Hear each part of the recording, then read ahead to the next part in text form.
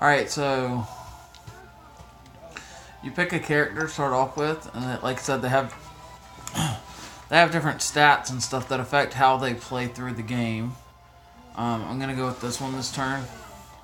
So she has 2 fight, which is really low. That's how much you use for. That's basically how many dice you use during combat. Body is 6. That's how much health she has maximum. Wits is 3. That's how many cards you draw up to at the beginning of each turn. Spirit is 5, which is how much magic you MP you generate every turn or every nighttime, and then you also that determines how far you can cast your spells. Plus, she's got this thing here. Priestess. When fighting a corrupted creature, use spirit in place of fight. So, if she's fighting a corrupted creature or a bane or something like that, then she gets to use her spirit instead of her fight to determine how many dice to use. So, obviously, that's a much bigger benefit for us right now for this character. So, she's kind of a cool, fighter for purifying things. So we're going to use her. Now then you get to equip a ring, which I haven't unlocked any extras yet for them. So that one, it's -1 rod at dawn if in a stone circle. That one you have to complete 2 games with a bear, which she is a bear, so I'd have to beat 2 of them with her. This one you have to do 10 games with the bear, and you get to wear that. It says in battle, burned suns and moons always count as attacks. +1 magic for every spell card burn, +2 for each rot spell card burn. And that's if you do 5 cards with the spell can here. But the one that we actually get to use is +3 magic at dawn if in a forest. So that means if we end a nighttime in a forest, then we get extra mana to start the next turn with. So I'm actually going to give her more spirit. You then get to pick 1 medallion or whatever. And the ones that you start off with are just one that gives you +1 fight, one that gives you +1 body, +1 wit, and +1 spirit. Now, this one is just for when you're playing multiplayer. You get a couple extra, or you get an extra, this one. You get an extra star to add to your rank. This one is for when you're doing a purity win, but I still would prefer to have the spirit thing right now.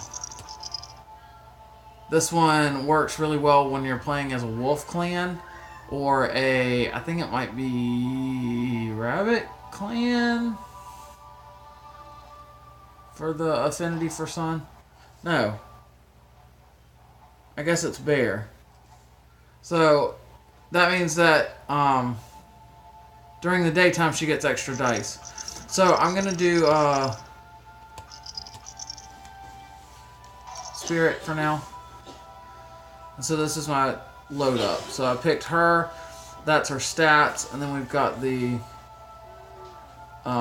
this is her ability. This is the ring she's wearing, and this is her medallion. And also I happen to have a green set of dice, so it's all green.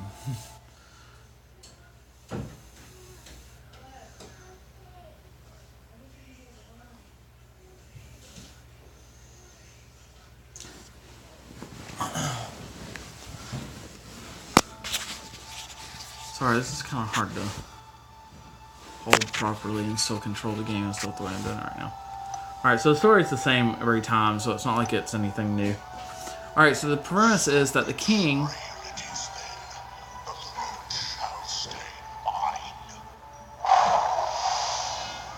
Alright, so we're starting on daytime.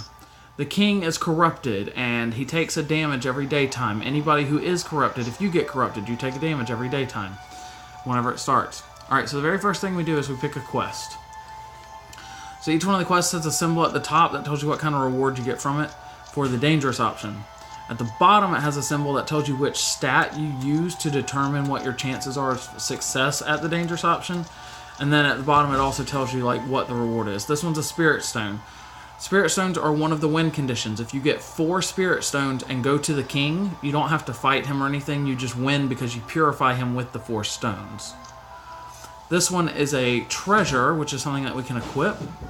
Specifically, it's the Masquerade Mask, which gives you +1 wits during the day, which means when it's a daytime, you get to draw an extra card. And then +1 spirit at night, which means at night, you get more magic regenerated. So that's pretty cool. And then this one gives us a follower, which is the Explorer, find more gold and magic when you explore. So exploring something you can do in dungeons, and that, like, there's a bunch of stuff that you can, it randomly like rotates through and picks one thing, and then you'll get gold, magic, you can find treasure, you can find followers, you can even accidentally summon like a Bane, which is like an evil bird thing that'll come out and attack you. So then I'm actually going to start with this one, because this one is wits.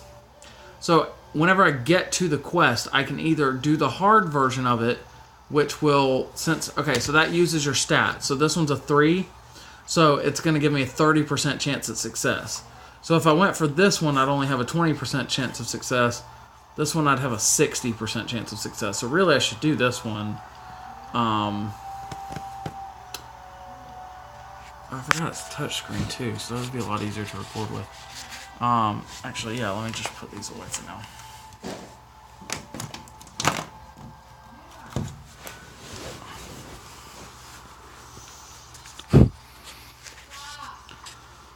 Alright, no, but I want to increase my wit so I can draw more cards for later in the game, so I'm going to go for that. And it's not going to hurt if I go ahead and, if I get good spells or something, I might try to get more Spirit Stone. I try to get the Spirit Stone, but right now I'm sitting at a 30% chance to get it, and I don't want to fail that, so we'll see what happens here. Alright, so then it's going to show me where my quest is, which luckily it's really close. It's just right there. That's so close. Alright, so now I get to start my turn. The first thing I always do is take a look at my cards. So I have 3 cards. So that one's a spell. It costs 2 magic, which is over here. I have 6. Magic only regenerates at night, so every other turn it rotates from night to day and everything.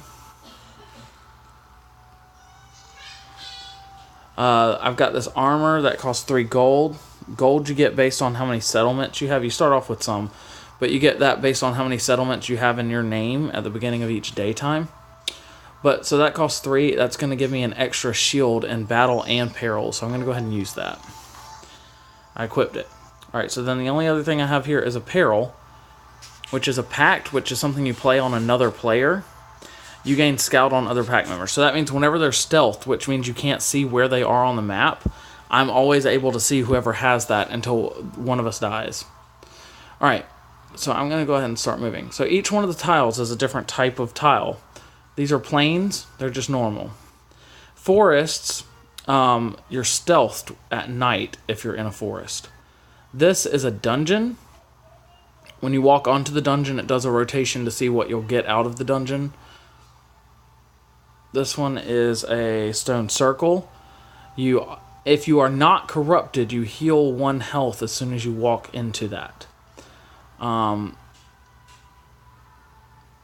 Then there's, this one's a swamp. Swamps, you take 1 damage as soon as you walk into it. This one's a settlement. That one is, whenever you walk into it, you take over control of it. It puts little flags up of your type. If someone else walks over it, they take it from you. But anyway, for each settlement that you control at the start of daytime, you get a coin. And then that little flag means that someone has placed a peril there. So if I go on that tile, I'm going to have to face the peril and roll dice and stuff to try to get out of the peril, or else I'm going to have to suffer the consequences. And then that's a mountain. Mountains take 2 steps to walk over, but they give you an additional shield when you're in combat on a mountain. Anyway, so right here, underneath your picture, it shows you your AP. It's 2. You always start off with 3. There are some game modes and stuff where you can get other amounts, but you always have 3 unless you use some kind of spell or something to increase it. That's how many times you get to move. So I'm going to go here to get the raffle from the dungeon. I got some extra magic, so now I'm at 7 magic to use.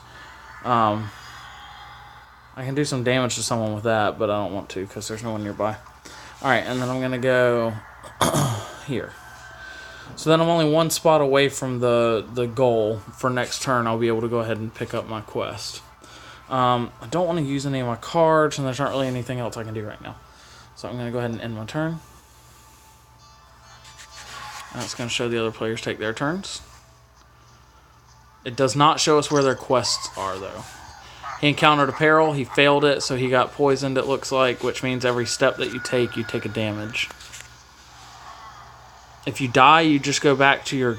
It ends your turn immediately, and you go back to your starting spot. Now, part of the game... Alright, so now it goes to nighttime. Every night, the king gets more corrupt.